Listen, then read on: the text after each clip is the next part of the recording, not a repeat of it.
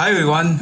In this video, we will be discussing first three problems of the starters 1, 3, 2, जो है game 1, 1, alien और and optimal flip. ठीक है.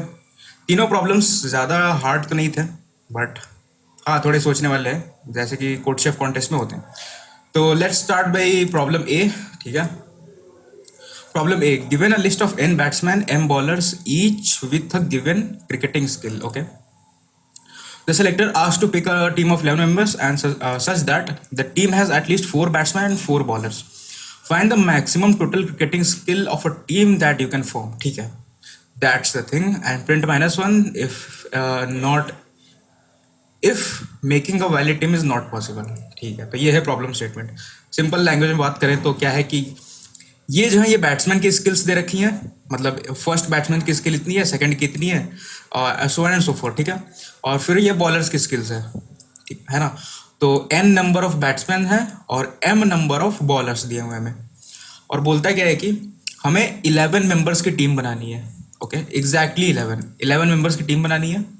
तो हमें क्या करना है कि, और हाँ, इन 11 मेंबर्स की टीम में एट लीस्ट 4 बॉलर्स होने चाहिए और एट लीस्ट 4 बैट्समैन होने चाहिए. मतलब कि कुछ नंबर्स फर्स्ट एरे में से लेने, ठीक है, और 4 तो मिनिमम लेने ही है, और दूसरे एरे में से भी मिनिमम 4 नंबर्स तो लेने ही है, और दोनों एरे मिला के, और फिर इसमें से 4 लेने के बाद, इसमें से 4 लेने के बाद जो भी नंबर्स बच गए उसमें से हम कोई भी ले सकते हैं, और टोटल मिला के 11 होना चाहिए. ओके. तो ये है. और जो सम लेंगे हम, जैसे कि इसमें से 4 लिए हमने, इसमें से 4 लिए, और बचे हुए 3 जो लेंगे हम, इन तीनों का 11 एलिमेंट्स हम लेंगे, ये इनका सम मैक्सिमम होना चाहिए. ये है कंडीशन, ये है प्रॉब्लम. ठीक है. तो अब देखते हैं कि आंसर एग्जिस्ट कब नहीं करेगा. यहाँ पे लिखा ना कि print -1 if no valid team is possible. ये तो -1 आंसर तब होगा जब, देखो हमारे पास क्या है कि मिनिमम 4 बैट्समैन चाहिए. ठीक है. तो अगर मेरा n जो है लेस देन 4 है, इस कंडीशन में होगा -1. मिनिमम 4 बॉलर्स चाहिए, तो अगर मेरा m जो है वो लेस देन 4 है, तब होगा मेरा -1. और टोटल मेरे को चाहिए 11. तो हो सकता है ना कि दोनों मिला के, मान लो ये 4 है, ये 4 है, बट इसके बाद 3 है ही नहीं, 3 और चाहिए ना मेरे को. तो टोटल जो है n प्लस m जो है वो, if n plus m less than 11 है, तब भी -1 होगा. तो ये -1 की 3 कंडीशन हो गई. ठीक है. कि अगर मेरे पास बॉलर्स जो है 4 से कम है, बैट्समैन 4 से कम है, या फिर टोटल मिला के 11 से कम प्लेयर्स हैं, तो मेरा कभी वैलिड टीम नहीं बन पाएगा. Then in that case we have to print -1. In all other cases team exist करेगी, और उसमें हमें सम को मैक्सिमाइज करना है. तो सम को कैसे मैक्सिमाइज करें? देखो, सबसे पहले ना कि फर्स्ट एरे में से 4 मैक्सिमम एलिमेंट्स ले लो. 4 मैक्सिमम ले लिया. सेकंड एरे में से 4 जो है मैक्सिमम वाले ले लो, सॉर्ट करके 4 लास्ट के ले लो. ठीक है. दोनों में से 4 ले लिया. और फिर मुझे पता है कि टोटल 11 प्लेयर्स है, एटलीस्ट 11 तो है ही. तो फिर जो नंबर्स बच गए ना दोनों में, उसको एक टेम्पररी वेक्टर में डाल के सॉर्ट कर दो. तो दोनों मिला के जो नंबर्स बचे हुए हैं मतलब इसमें से 4 लेने के बाद, इसमें से 4 लेने के बाद जितने नंबर्स बचे उसको, और इसमें से 4 लेने के बाद जितने बचे उसको, दोनों को मिला दो एक वेक्टर में, और इसको सॉर्ट कर दो. इसमें से लास्ट के 3 ले लो. That's the thing that we have to do. ठीक है. बस इतना से करना है हमें. Greedy problem. तो कोड देखते हैं इसका. तो सबसे पहले मैंने क्या किया, n और m इनपुट लिया. ठीक है. फिर बैट और बॉल वेक्टर बनाया मैंने, एंड इनपुट लिया उसको. फिर मैंने दोनों को सॉर्ट कर दिया है, क्योंकि सॉर्ट करना पड़ेगा, तभी हमें मैक्सिमम वाले 4 लेने पड़ेंगे इसमें से, है ना. तो आंसर को इनिशियली 0 रखा है मैंने. और फिर अगर मेरे पास बैट्समैन 4 से कम है, बॉलर 4 से कम है, या फिर टोटल प्लेयर्स 11 से कम है, तो उस कंडीशन, उस केस में -1 हो जाएगा मेरा. अदरवाइज क्या होगा कि मेरे को 4 जो है वो बॉलर में से लेने हैं, 4 बैट्समैन में से लेने हैं मैक्सिमम वाले. ठीक है. मैक्सिमम वाले ले रहा हूँ मैं. और फिर जो है मेरे को नीड कितना है, 3 और की नीड है. तो 3 के लिए मैं क्या करूँगा, टेम्प वेक्टर लूँगा, और जो बैट वाले में बचे जितने भी नंबर्स, उसको मैं डाल दूंगा टेम्प में. बॉल वाले को दोनों जो नंबर्स बचे उसको मैं टेम्प में डाल दूंगा, एंड मैं दोनों को सॉर्ट कर दूंगा. टेम्प में दोनों को डाल के सॉर्ट कर दूंगा, और फिर लास्ट के 3 ले लूँगा उसमें से. ठीक है. Print answer. बस इतना करना था इसमें. So this is all about problem A guys, and let's move to problem B. B problem थोड़ा सा बिट वगैरह इसमें इन्वॉल्व है, तो देखते हैं. एलियन और, okay, you are given positive integer n and k. हमें 2 नंबर्स दे रखे हैं, positive integers n and k is always less than or equals to n. Okay. And second thing that we have been given is an array of size n. Okay.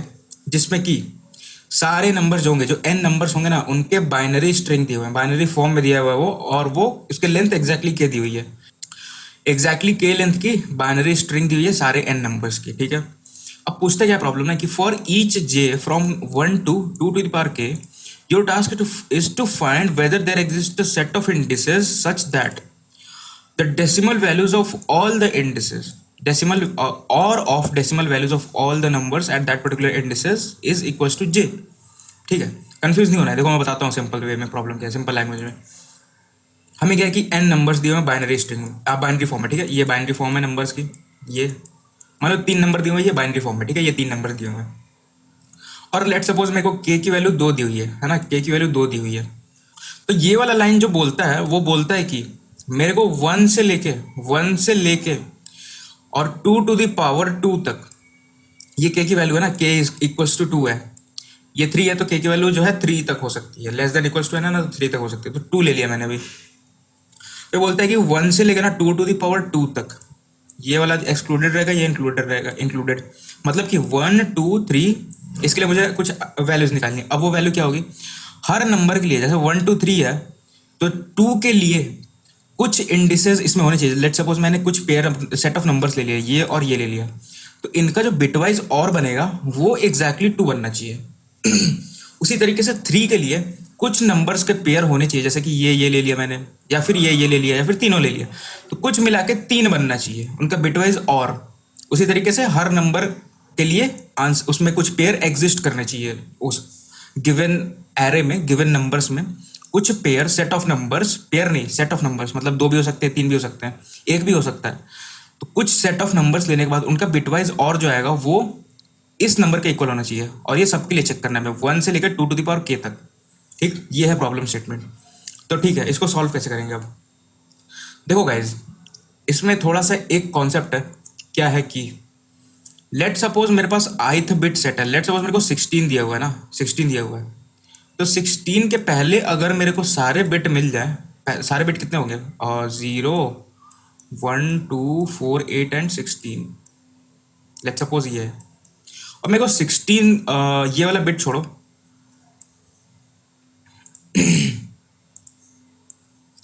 तो मैं क्या बोलता हूँ कि अगर मेरे पास 16 से पहले के सारे बिट जो है वो सेट दिए हुए हैं, मतलब ये सारे बिट मेरे को दे दो, ये भी हो, ये भी हो, ये बिट भी हो, मेरे पास सारे बिट अगर है ना, सारे बिट अगर है मेरे पास, तो मैं 16 से छोटा नंबर कोई भी बना सकता हूँ, कोई भी बना सकता हूँ, 1 से लेकर 16 तक ना मैं कोई भी नंबर बना सकता हूँ, अगर मेरे पास सारे बिट है, सारे होने चाहिए, ये भी मिसिंग नहीं होना चाहिए। ये कॉन्सेप्ट है कि 0th बिट भी होना चाहिए मेरे पास, 1 भी होना चाहिए, 2 भी, हो सकता है कि मल्टीपल नंबर्स दिए हों, और हो सकता है कि फर्स्ट वाली बिट इसमें सेट हो, सेकंड वाली बिट इसमें सेट हो, थर्ड वाली बिट इसमें सेट हो, फोर्थ वाली बिट इसमें सेट हो।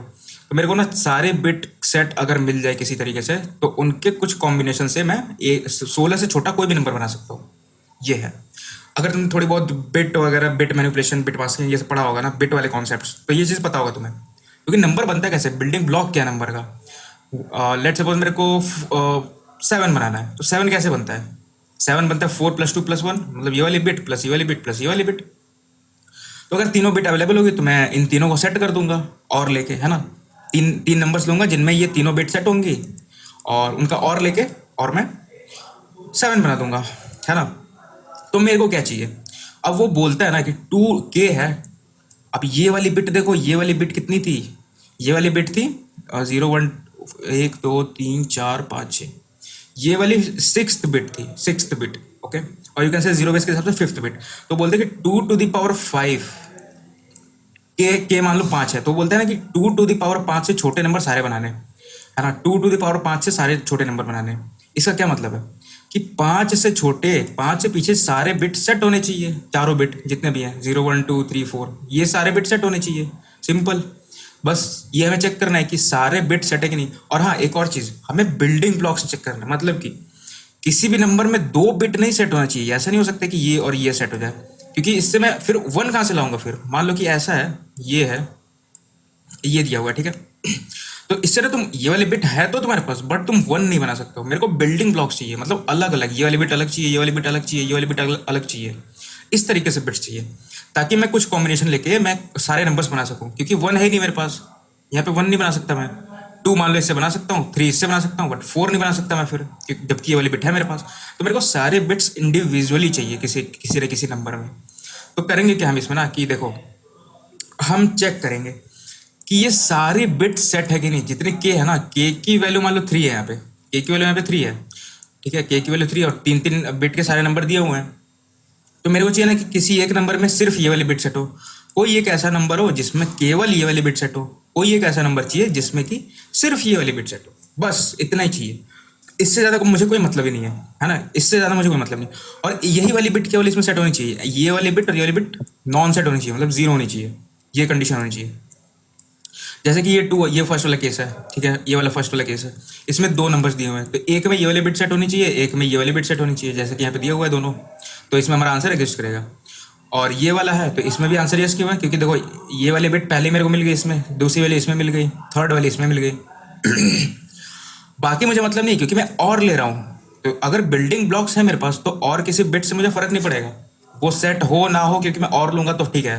हो सकता है मैं इन्हीं दोनों का और लूँ सिर्फ, और इन दोनों का और लेने के बाद ये दोनों सेट हो गए तो हो सकता है मैं इसको भी ले लूँ, कोई दिक्कत नहीं है। तो मेरे को बिल्डिंग ब्लॉक्स चाहिए, मतलब ये वाले बिट, ये वाली बिट, सारी के बिट्स जो है ना वो इंडिविजुअली चाहिए मुझे किसी न किसी नंबर में, ये चीज़ है, बस इतना देखना था मैं।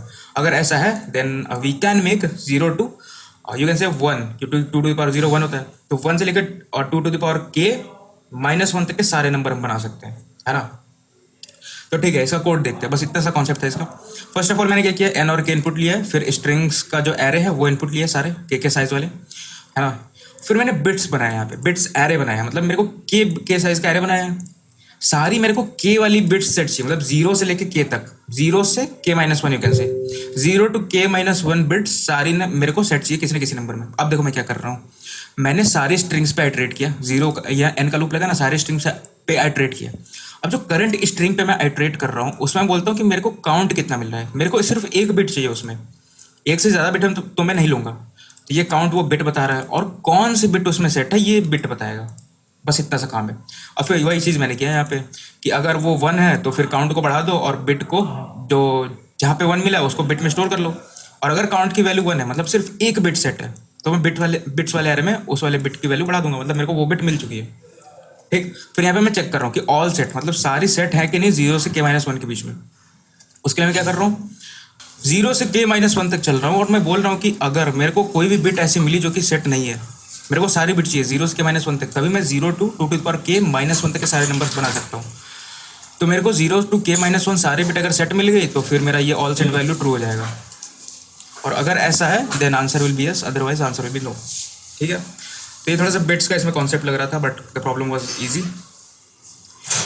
Okay, let's move on to problem C. Problem C वाला भी ज़्यादा मुश्किल नहीं था, इसमें थोड़ा ऑब्जर्वेशन था, ठीक है। ऑलरेडी 2000 रेटेड है, बट मुझे नहीं लगता ये इतना रेटेड होना चाहिए।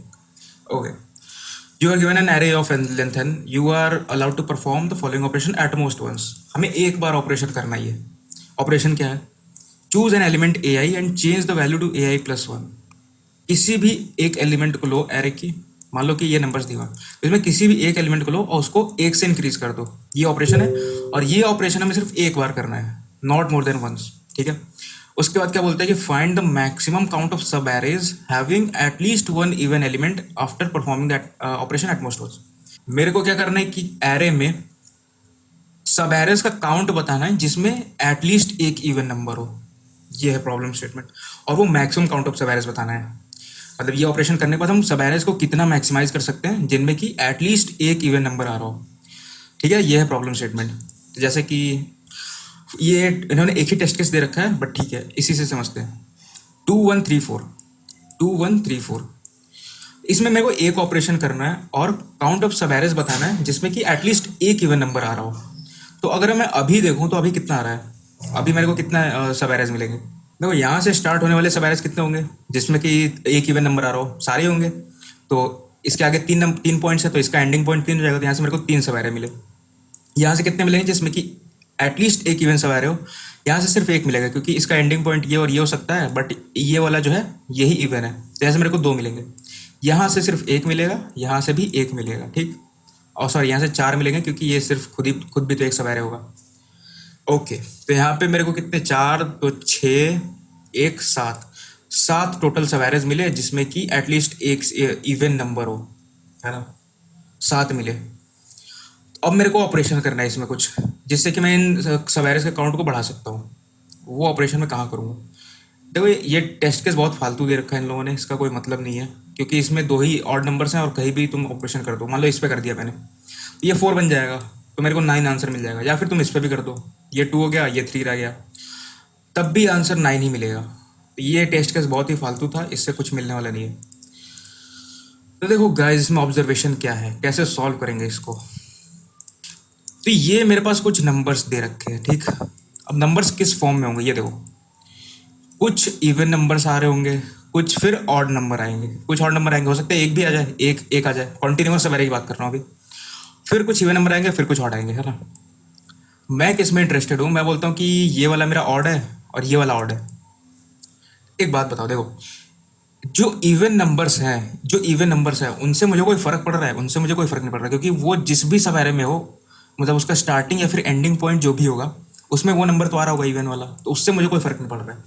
फर्क किससे पड़ रहा है? जो ऑड सब एरेज है। लेट सपोज ये एक सब एरे है जिसमें सारे एलिमेंट्स ऑड है, और ये एक सब एरे है जिसमें सारे एलिमेंट्स ऑड है, ठीक है। तो अब होगा क्या कि कोई भी सब एरे का पॉइंट जो कि इसमें इस वाले एलिमेंट पे स्टार्ट होगा या फिर इस एलिमेंट पे एंड होगा, हो सकता है इधर भी कुछ नंबर्स हो जो कि इवन हो। मान लो कि ये इवन है, व्हाइट वाले बॉक्सेस इवन सब एरेज हैं, रेड वाले ऑड सब एरेज हैं। अब क्या है ना कि मान लो कि किसी सब एरे का ये वाला स्टार्टिंग पॉइंट है, ये वाला स्टार्टिंग पॉइंट है, ठीक है। और ये मैंने कॉन्टिन्यूस जितने हैं ना सारे ले रखे हैं, तो इवन ऑड इस तरीके से मैंने सब एरेज को डिवाइड कर रखा है अभी के लिए। अब लेट सपोज ये वाला स्टार्टिंग पॉइंट है किसी सब एरे का, कोई सब एरे है मेरे एरे का।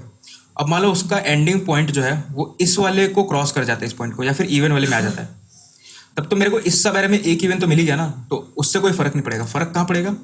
फर्क पड़ेगा मेरे को तब जब ये वाला इसका एंडिंग पॉइंट ना इसी एरे में खत्म हो जाए, कहीं इसी में खत्म हो जाए। मतलब कि दिक्कत क्या होगा कि मेरे को ये टोटल सब एरे है ना, यही दिक्कत दे रहा है, बस ये दिक्कत दे रहा है। और मेरे पास एक ही ऑपरेशन है, तो मेरे को ये वाला सब एरे दिक्कत देगा, क्योंकि इसमें जितने भी सब एरेज बन रहे होंगे, लेट सपोज कि इसमें 3 नंबर्स हैं, तो एक ये वाला सब एरे होगा, ये भी, इसमें भी आंसर 0 होगा काउंट इवन का, इसका भी काउंट 0 होगा, इसका भी काउंट 0 होगा, जितने भी सब एरेज बन रहे होंगे इसमें उनका सबका काउंट 0 होगा इवन नंबर्स का, ठीक है। तो अब मेरे को दिक्कत कौन कौन से सब एरेज देंगे? जिनमें सारे एलिमेंट्स ऑड होंगे। इसमें ऑड होगा तो ये वाला दिक्कत देगा, ये वाला और दिक्कत देगा। अब मेरे पास एक ही ऑपरेशन है, तो वो मैं कहाँ करूँगा, किस जगह पे करूँगा, ये सोचना है मेरे को। एक बात बताओ, देखो सबसे ज़्यादा सब एरेज किस में बन रहे होंगे? जिस जिस वाले सब एरे में सबसे ज़्यादा एलिमेंट होंगे, है ना। मान लो कि इसमें सारे एलिमेंट्स ऑड हैं और इसमें 2 एलिमेंट्स हैं सिर्फ, तो इसमें कितने सब एरेज बनेंगे? 1, 2 और 3, इसमें केवल 3 बनेंगे। बट इसमें मान लो कि 3 एलिमेंट्स हैं, तो इसमें ज़्यादा सब एरेज बनेंगे ना, जो कि जिनका आंसर कम होगा, जिनमें एक भी इवन नहीं आ रहा होगा। तो मेरे को ये चीज़ दिख रहा है कि वो सब एरे लेना ऑप्टिमल होगा जिसमें सबसे ज़्यादा ऑड नंबर्स आ रहे होंगे, है ना। तो मेरे को वो सब एरे चूज़ करना है जिसमें सारे एलिमेंट्स ऑड हो और उसकी लेंथ मैक्सिमम हो, है ना। बेसिकली क्या चूज़ करना है? मैक्सिमम लेंथ सब एरे जिसमें सारे एलिमेंट्स ऑड हो, बस ये चूज़ करना है। अब ये तो ले लिया मैंने, अब मेरे को पता है कि इसी में ऑपरेशन का परफॉर्म करना है। अब कहाँ पे परफॉर्म करें, किस पॉइंट पे करें, ये सोचना है ना। वो कैसे डिसाइड करेंगे? अब उसके लिए देखो क्या है कि बेसिक सी चीज़ सोचनी है, कौन सा ऐसा पॉइंट होगा इस वाले सब एरे में। इसको मैं अभी के लिए एरे बोलता हूँ, ठीक है। ये टोटल एक सब एरे है, ये एक सब एरे है मेरे ओरिजिनल एरे का, जिसमें सारे एलिमेंट्स ऑड है और इसकी लेंथ लॉन्गेस्ट है, ठीक है। मैं यहाँ पे लिख भी देता हूँ, ये जो है मेरा, ये है लॉन्गेस्ट लेंथ सब array with odd elements on. मतलब कि क्या है कि इसमें सारे एलिमेंट्स ऑड हैं और ये लॉन्गेस्ट है, ओके। अब ये बताओ कि इतने जो एलिमेंट्स हैं इस पे कौन सा ऐसा पॉइंट होगा जिस पे सबसे ज़्यादा सब एरेज लाई करेंगे। ऑब्वियसली वो मिड पॉइंट होने वाला है, है ना। वो मिड पॉइंट होने वाला है, क्यों? क्योंकि देखो एक टेस्ट केस है जो कि मैंने कॉन्टेस्ट के टाइम पे बनाया था, 2 2 1, लेट सपोज यहाँ भी एक 1 है, यहाँ भी एक 1 है, फिर है मेरा 2 और फिर एक 1 1 1 है। तो देखो ये वाला जो है लॉन्गेस्ट सब एरे है। बट अगर मैं लेट सपोज बोलता हूँ कि यहाँ पे ऑपरेशन कर दो, इसको 2 बना दो, तो सब एरे का साइज 1 से छोटा हो गया है, 1 से छोटा हुआ है ना। तो इसमें जो सब एरेज बनेंगे वो कितने बनेंगे? एक तो ये और एक टोटल 3 बन रहा है। बट लेट सपोज अगर मैं ये एक में इस पे ऑपरेशन करता, तो अब देखो क्या हुआ, इसका ये साइज एक ही रहेगा, ये सब एरे का, इसका भी साइज एक रहा, तो मेरे को सिर्फ दो मिले जिसका वैल्यू जीरो है, जिसमें जीरो इवन नंबर्स हैं। तो यहाँ 3 मिला था, यहाँ पे 2 मिला, मतलब क्या है कि ऑप्टिमल पॉइंट होगा बीच में, बीच से डिवाइड कर दो। और ऐसे सोच भी सकते हो, ये वाला सवेरा दिक्कत दे रहा है तो इसको मैं बीच से काटूंगा तभी तो मेरे को 2 छोटे छोटे पार्ट्स मिलेंगे। अब ऐसा नहीं हो सकता कि तुम यहाँ से काटोगे, क्योंकि इसका आंसर तो जो होगा होगा ही, ये वाला आंसर जो है बहुत बड़ा हो जाएगा, क्योंकि सवेरेज जो है वो n इंटू एन प्लस 1/2 के फॉर्म में होते हैं, तो मल्टीप्लाई हो रहे हैं नंबर्स। ठीक है, तो ऑप्टिमल पॉइंट ये होगा कि इसको डिवाइड करो। अब इसका तुम फॉर्मूला बना के इसको प्रूव भी कर सकते हो डिफरेंशिएशन वगैरह से, but I don't think so कि उतनी ज़रूरत है अभी, इतना बेसिक कोई भी सोच सकता है। तो मेरे को लॉजिक पता चल गया कि सबसे बड़ा सब एरे ले लो जिसमें कि सारे एलिमेंट्स ऑड हो, और ऑप्टिमल पॉइंट होगा मिड वाला उसका, तो मिड पॉइंट पे ऑपरेशन परफॉर्म कर देना है। अब हो सकता है कि इस चीज़ को तुम ऐसे करो जैसे मैंने किया था, कि हर बार तुम लॉन्गेस्ट लाइन का सब एरे भी निकाल लिया, उस पर ऑपरेशन भी परफॉर्म कर दिया, फिर तुम आंसर निकाल रहे हो, ये भी कर सकते हो। दूसरा तरीका क्या है कि सारे सब एरेस के इंडिविजुअली सब एरेस काउंट कर लो, और इसमें तुमको पता है कि कोई एक ही ऐसा पॉइंट होगा जहाँ पे ऑपरेशन परफॉर्म हो रहा होगा, तो वो वाला पॉइंट मिड वाला होगा, तो उसको n/2 डिवाइड करके इन दोनों के अलग अलग सब एरेज निकाल लो। ये भी तरीका है। मेन लॉजिक हमने डिस्कस कर लिया है कि मिड वाला पॉइंट होगा। ठीक, अब मेरा कोड है काफ़ी इसका कॉम्प्लेक्स सा, तो इसको मैं दिखाता हूँ यहाँ पे इसमें। ओके, तो ये ब्रूट फोर्स मैंने लिखा था ये देखने के लिए कि कैसा कैसा, मतलब पोजीशन कहाँ कहाँ पे आ रहे हैं, ऑप्टिमल पॉइंट कौन कौन सा होगा, उसके लिए मैंने ब्रूट फोर्स लिखा था। ये उसकी कोई ज़रूरत नहीं है। यहाँ पे मैंने इनपुट लिया है एरे, फिर क्या ये मैंने मिड लिया है, मिड की ज़रूरत नहीं है। यहाँ से देखो, यहाँ से क्या हो रहा है कि मैं बोल रहा हूँ कि अगर मेरे को ऑड एलिमेंट मिल रहा है तो मैं करंट को प्लस प्लस कर रहा हूँ और लास्ट एक मेंटेन कर रहा हूँ। लास्ट क्या है कि लास्ट टाइम मेरे को कहाँ पे -1 मिला था, सॉरी ऑड मिला था। लेट सपोज कि 1, मेरा टेस्ट केस कुछ यही वाला है, 2 2 1 1 1 2 फिर 1 1 1। तो पहले इनिशियली लास्ट मेरा यहाँ पे -1 पे, अब मैं यहाँ पहुँचा ना तो मेरा लास्ट जो है यहाँ पे आ जाएगा। ये मेरा लास्ट वेरिएबल है जो कि उस पॉइंट को डिनोट कर रहा है जहाँ पे मेरा ऑड सब एरे का स्टार्टिंग पॉइंट है। और फिर पहुँचते पहुँचते अगर मैं इवन पे पहुँच गया, यहाँ पे लेट सपोज मैं यहाँ पे पहुँच गया, जैसे कि यहाँ पे देख सकते हो कोड में, एल्स एल्स मतलब मैं इवन पे आ चुका हूँ अब। तो मैं बोलता हूँ कि अगर ये करंट क्या है कि करंट सब एरे का साइज है, यहाँ पे ना 2 साइज हो जाएगा, और इनिशियली साइज 0 था, क्योंकि मेरे को लॉन्गेस्ट सब एरे चाहिए ना ऑड वाले। ये ऑड वेरिएबल बता रहा है कि मेरे को लॉन्गेस्ट अभी तक का सब एरे कितने साइज का मिला है ऑड वाले एलिमेंट्स का। तो अगर जो करंट सब एरे का साइज है वो ऑड से बड़ा है तो ठीक है, मैं क्या करूँगा, इसके बीच वाला पॉइंट पे ऑपरेशन परफॉर्म करूँगा। इसका बीच वाला पॉइंट जो ना उसको स्टोर कर लूँगा।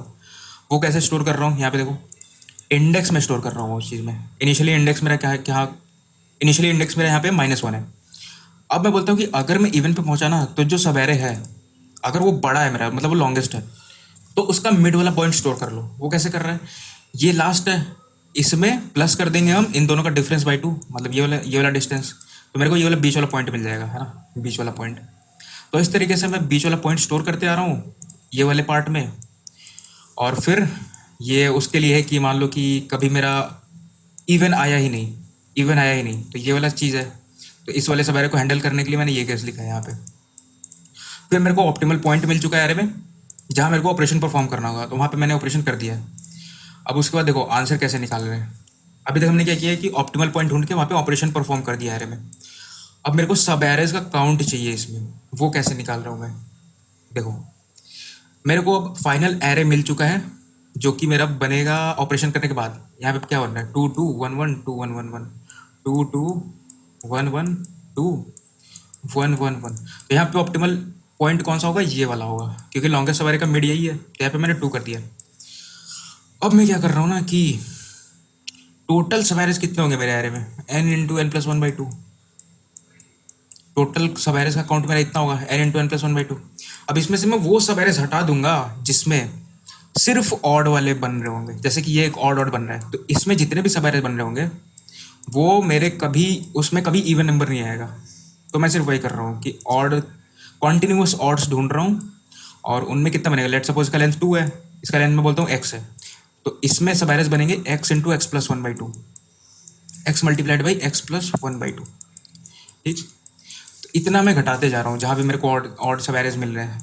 तो उसके बाद मैं ये कर रहा हूँ, देखो सिर्फ इनिशियली आंसर मेरा है टोटल काउंट ऑफ सब एरेज जो कि n इंटू एन प्लस 1/2। उसके बाद अगर मेरे को ऑड मिल रहा है तो मैं ऑड को प्लस प्लस करता हूँ, अदरवाइज यहाँ पे जैसे ऑड मिला तो मैं 1 किया, फिर यहाँ पे ऑड मिला तो मैं 2 किया, अब इवन मिला तो अभी तक जितना काउंट है ना उतने के सब एवरेज निकाल के माइनस कर दो, जैसे कि यहाँ पे मैंने किया है। Answer minus equals to odd into odd plus 1/2, और ऑड को 0 सेट कर दो। अब 0 हो गया, फिर यहाँ पे 1 मिला तो फिर एक एक 1 इंटू 1 प्लस 1/2 कितना होगा? 1 इंटू 1 प्लस 1/2 1 होता है, तो फिर यहाँ पे एक ही सब एरे आएगा। इस तरीके से करते करते हम आंसर निकाल लेंगे एंड फिर फाइनली प्रिंट द आंसर। तो ये था सिर्फ, इसमें थोड़ा सा मैथ वगैरह लग रहा था इसमें, बट ठीक है, सब एरे वगैरह का कॉन्सेप्ट क्लियर होगा तो ये कर लो। So that's all about this problem. C guys, D वाला प्रॉब्लम मैंने किया नहीं बिकॉज मैं कोड शेप को सीरियसली देता नहीं हूँ। ऑल्दो आई थिंक ये सेगमेंट्री वगैरह से हो जाएगा, मैं प्रॉब्लम पढ़ा हूँ मैं, बट अगर मैं सॉल्व करूँगा तो इसको मैं इस पर ट्यूटोरियल बना दूंगा।